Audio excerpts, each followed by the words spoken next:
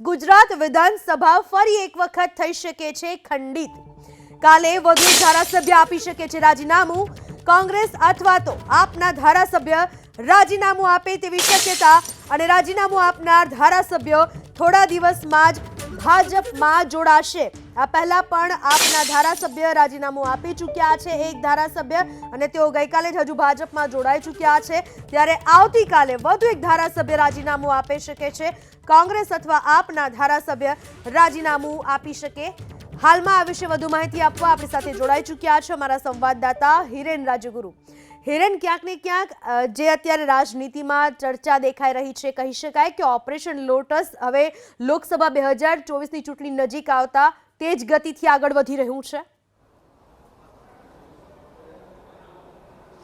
બિલકુલ પૂનમ, જે પ્રમાણે આપણે કહ્યું ઓપરેશન લોટસની ગતિ હવે વધી ગઈ છે, કારણ કે પાછલા દિવસોની વાત કરીએ તો આમ આદમી પાર્ટીમાંથી એક અને કોંગ્રેસમાંથી 2 ધારાસભ્યો રાજીનામું આપી ચૂક્યા છે। આવતીકાલે પણ વધુ એક ધારાસભ્ય રાજીનામું ધારાસભ્ય પદ ઉપરથી આપે તે પ્રમાણેની માહિતી હાલ મળી રહી છે। સાથે એ પણ માહિતી મળી રહી છે કે જે ધારાસભ્ય આવતીકાલે રાજીનામું આપનાર છે થોડા દિવસોની અંદર જ ભારતીય જનતા પાર્ટીમાં જોડાય અને કેસરિયા પણ કરશે। મહત્વપૂર્ણ બાબત કે સીજે ચાવડા એ રાજીનામું આપ્યું ત્યારબાદ હવે આવતીકાલે વધુ એક ધારાસભ્ય રાજીનામું આપશે। જો કે કોણ આ ધારાસભ્ય છે કે જે રાજીનામું આપનાર છે તે હજી સુધી નથી ખબર પડી, પરંતુ ધારાસભ્ય આમ આદમી પાર્ટી અથવા તો કોંગ્રેસમાંથી હોઈ શકે છે। બીજી તરફ આજની વાત કરીએ તો આજે પણ કમલમ ખાતે એક ભરતી મેળાનું આયોજન થયું હતું અને તેની અંદર સાબરકાંઠામાંથી મોટી સંખ્યામાં કોંગ્રેસ અને આમ આદમી પાર્ટીના લોકો ભાજપમાં જોડાયા હતા। તો એ જ રીતે હવે વર્તમાન ધારાસભ્યો પણ રાજીનામું આપી અને ભારતીય જનતા પાર્ટીમાં જોડાશે। વધુ એક વખત આવતીકાલે વિધાનસભા ખંડિત થશે। જી પૂનમ, સાથે જ કોંગ્રેસ અને આમ આદમી પાર્ટી ક્યાંક ને ક્યાંક તોડજોડની નીતિ અપનાવવા માટે અથવા તો જે પોતાના સભ્યો છે એને રોકવા માટે મથી રહ્યા છે એવું હાલમાં દેખાઈ રહ્યું છે ખરા?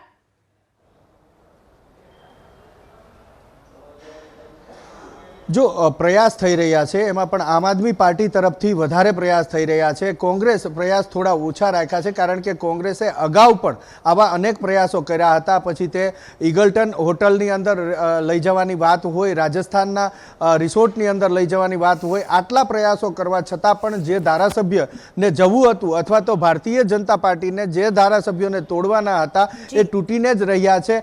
હવે કોંગ્રેસના નેતાઓની માનસિકતા એવી છે કે કંઈ પણ કરી લઈએ, જેણે જવાનું મન બનાવી લીધું એ જવાના છે, એટલે થોડા પ્રયાસ ત્યાંથી ઓછા થાય છે। આમ આદમી પાર્ટીના પ્રયાસ વધારે છે। હિરેન, આભાર આપનો તમામ માહિતી બદલ।